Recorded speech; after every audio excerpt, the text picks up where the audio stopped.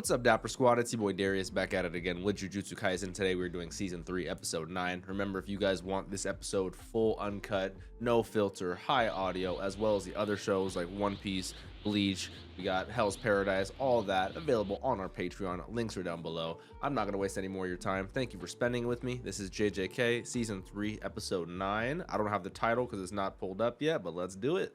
All right, I guess it's just Tokyo #1 Colony, Part 3. Exactly where we left off. Okay, Yuji's rushing in before the domain can even activate. The guaranteed one hit. I really love the way they're animating this and visualizing this. His gavel, thanks to everyone who told me what it's called. Oh. Oh, so how does that work? How? Oh, we're actually on trial. With the ring of guillotines around us? Judge, man, I love how it looks like the scales, like the symbol. It talks like the symbol of justice and righteousness, you know. What are we breaking and entering?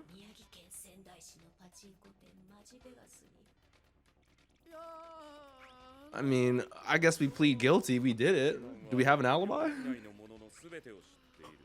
What? It knows everything? It could just find a crime that we've done? Oh, wow. Oh, wow. So it's freely debated. Only the Shikigami knows the actual info, with the sole exception of this evidence. Such an interesting domain. This is no guarantee that'll... Okay, so we really are on trial. Okay. I'm very curious how this is going to go. I've never really seen Yuji as a big debater or arguer. I love the sunflower. Yeah, he is. He switched sides. He's the prosecuting attorney now.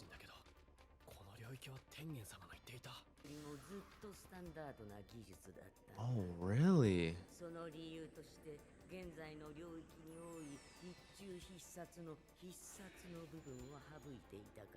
Okay.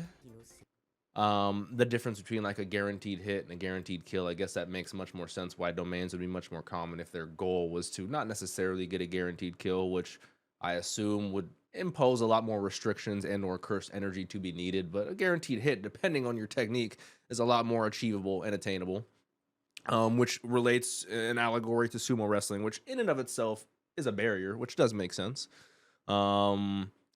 But your soul touches the ground, if anything. But okay, yeah. I mean, there are restrictions on. I guess that makes sense. That is like a a domain in and of itself.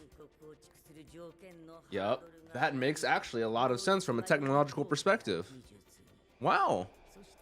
From why domains are fewer nowadays, from a modern perspective, I love the way the visual Tengen is leaving like that. Found it on packs. Yep. So it's a lot easier to do, but a lot less damage can be done by it.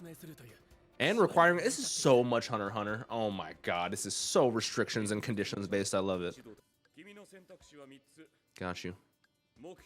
Silence, confession, or denial. Okay, you can lie. Even under oath, which is weird, right? Technically. That's true. That's true. I love that just perspective of him being a modern day lawyer, you know? I'm so curious how Yuji's gonna play this. He did. He's still saying he did it. He gambled. I love that transition. Okay. True.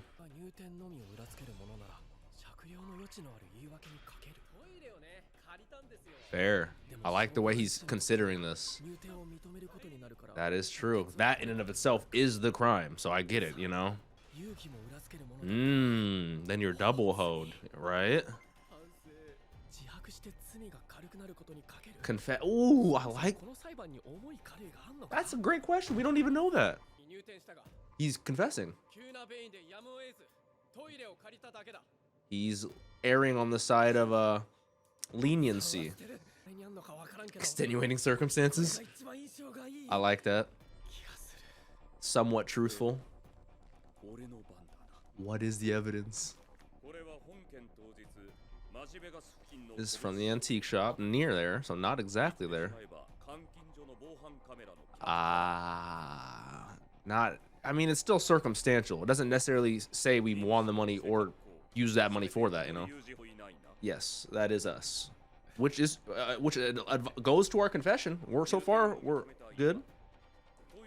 I don't know if that it's all still I agree with you. It leans towards that, but it's all circumstantial.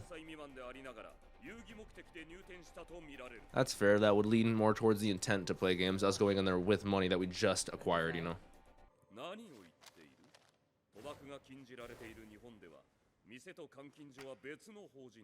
Mm-hmm.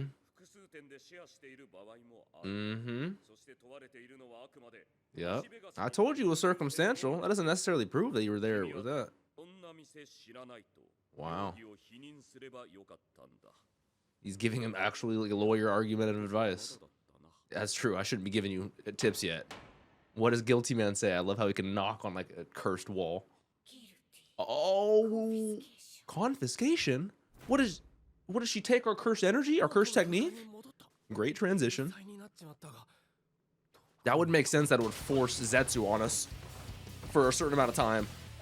Okay, Mjolnir Gavel. Okay, Mjolnir Gavel.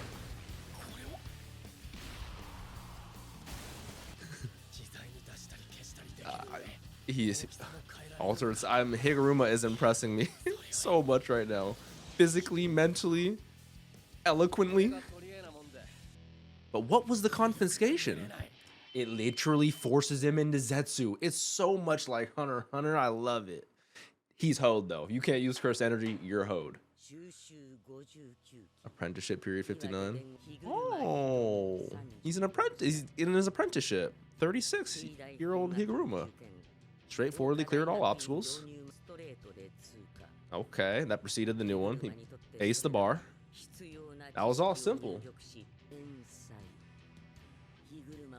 It makes much more sense how simple that was. I mean, genius can be very niche and applied specifically, like how Kageyama in Haikyuu was a genius when it comes to volleyball. He might be very smart and have a lot of intellect towards other areas of expertise, but I like how it really does seem like just from a purely mental standpoint, a knowledge standpoint, Higuruma, especially being able to develop his own curse technique into a domain.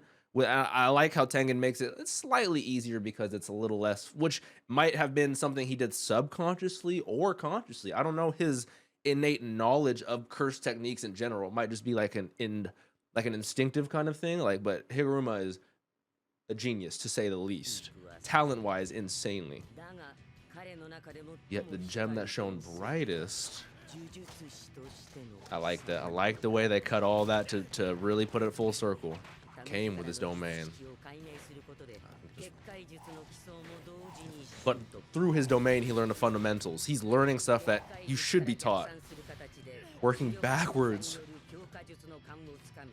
He reverse engineered learning cursed energy within 12 days. He can match grade 1. He's technically not ranked because you have to be in a jujutsu school or a part of. Okay, this is one of those fights where I'm gonna rewatch the entire fight 3 times, just watching the choreography, because I know how in depth they go with the animations and the specific moves and the countering of the moves. But there's so much going on. Reading what's going on in just 12 days, from backwards learning, his curse technique innately came with his domain.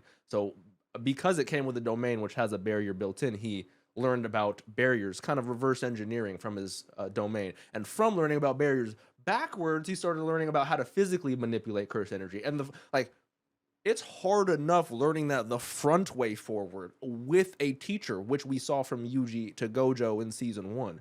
Doing it backwards on your own, I am flabbergasted. And I love how there's so much going on with the red lights, how it cuts to the blue lights, and how he's so creative with the length of his gavel. Pause. Again, the lighting reminds me of the Choso Yuji fight. I love it so much. Oh, he's whipping that thing. Double pause. Oh my. No, Higuruma might be my guy. He might be in my top 5 characters already. He doesn't even know the downside to being considered guilty in his own trial. Yuji doesn't really have a curse technique. Yeah, so he just loses in general powers of curse energy? That makes much more sense.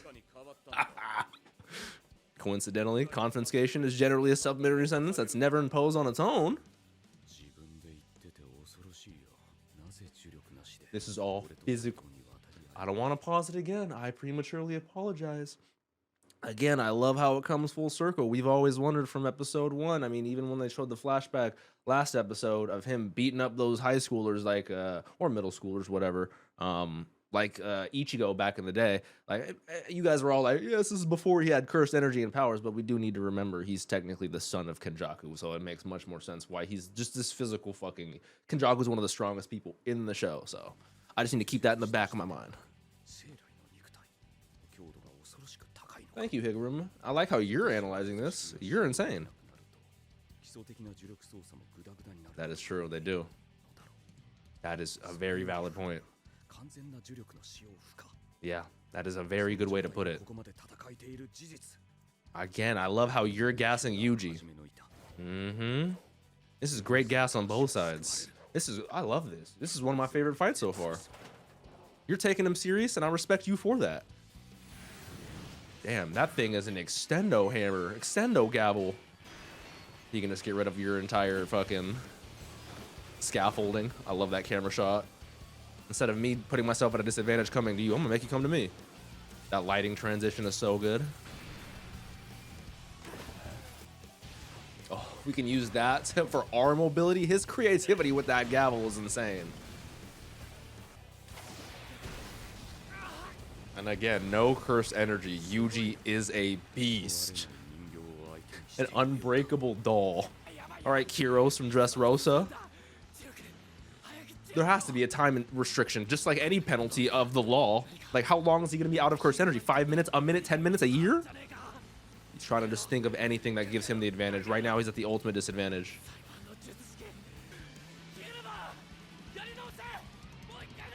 He applies for a retrial. That's such a Higuruma thing to do. And now that he's gone through the first trial, he can learn. He knows Higuruma a little bit deeper as a character and who he is. Yuji's a very adaptable character. I love that transition too. You can always get a retrial. They said that last episode.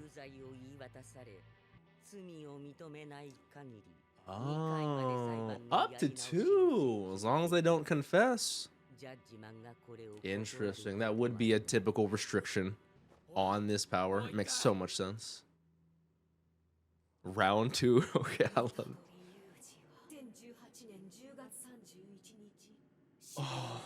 Oh.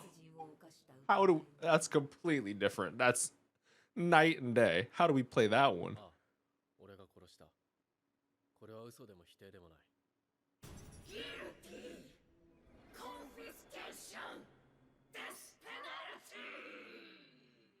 What?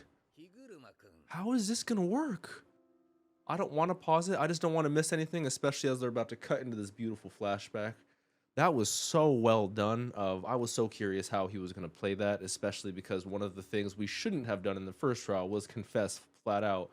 But I was curious because to Yuji himself, that is his most personal guilt, turmoil, and trauma he's ever felt.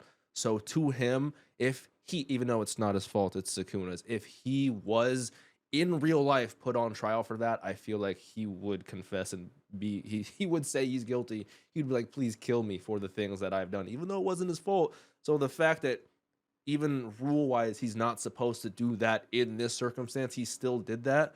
Like, there's a whole lot of nuance and depth that goes into that just by itself. Like, I'm telling you, I'm going to rewatch this episode 5 times, and I'm telling you, I'm going to look at it different every time. Into the beautiful flashback. Who is this?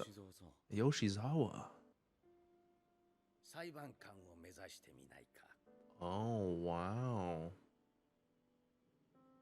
As it cuts to him being the judge. Executioner sword. He did say confiscation is normally accompanied by another penalty, so And it's granted him a bonus ability due to the death penalty. That's so crazy. Ooh, that is such a powerful tech. I love the restrictions and conditions on it. There's so much nuance and mental fortitude that goes into this battle. Day after day.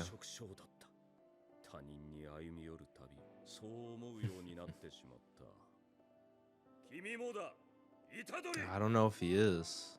Ooh. I'm starting to get chills. Is Yuji gonna reignite Higuruma's hope in humanity? This is a beautiful song. Even if you shine light on it, it's just blinding nothingness.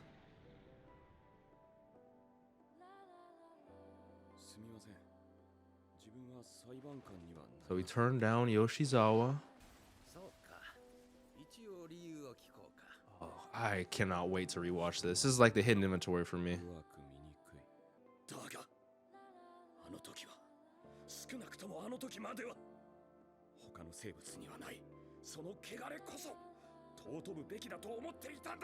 Meant to be cherished. Wow. This gives me such Gon Hisoka fighting vibes in the choreography. Why did you admit guilt? See?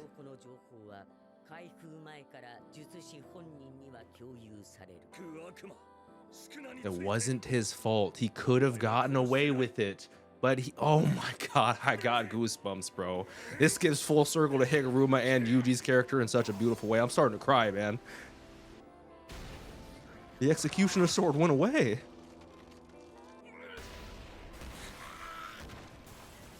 Bro, why did they feel the need to go so hard on this episode? Did he come up with his own loophole to make Yuji innocent? Oh, he was mentally ineligible to participate. He was physically incapable of being sound body and judgment, you know? Higuruma might be one of my favorite characters. That is crazy. See, like...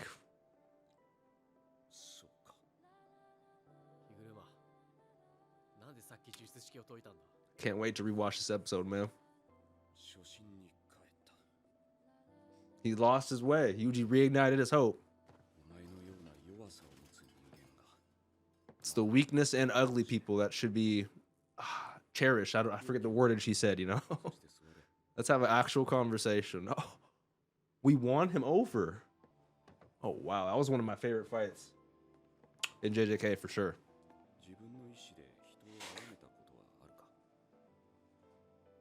I mean, he killed Choso's brother. He has. I mean, yeah. They relate in that aspect. Oh, especially because he was saying it feels better than you would expect. Oh, bro, nah. They.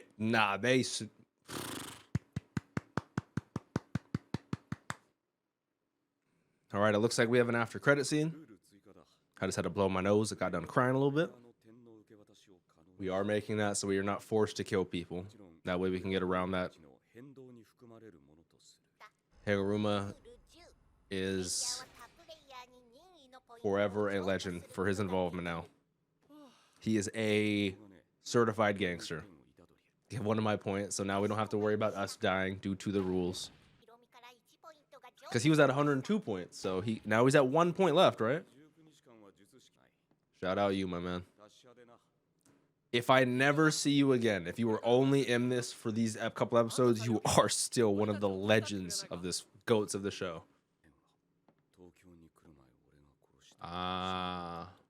Mm-hmm. That is very full circle for him. Wow.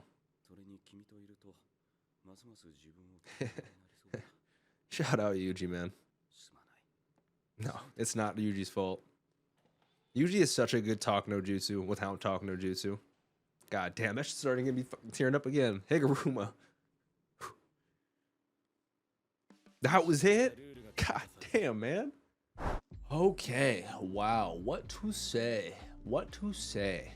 Like I said, that was such a great episode for, like, you could legit be just a fan of the action and the powers and the hunter-ness of that fight and just love that from a fighting shonen perspective.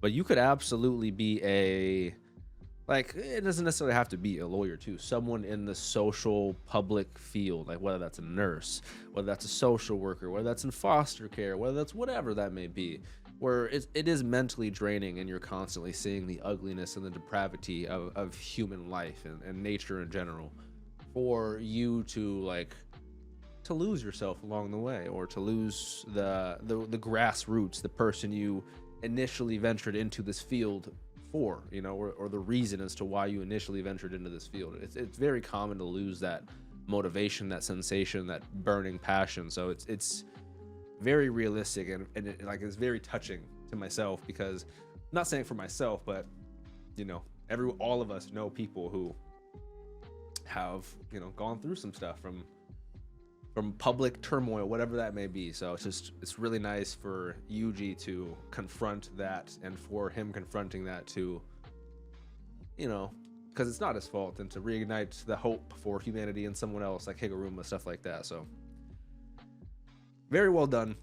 Like I said, I was just paying attention more to the thematics and the actual wordage being said, but I would love to go back and rewatch this for the choreography and the fight, because that was so well done from a fighting and animation perspective. So yeah, I need to you know, go think about life a little bit, but like always, make sure y'all drink some water, tell someone you love them, make good choices out there, Dapper Squad. I'll catch you guys next week. Have a great day. Peace out.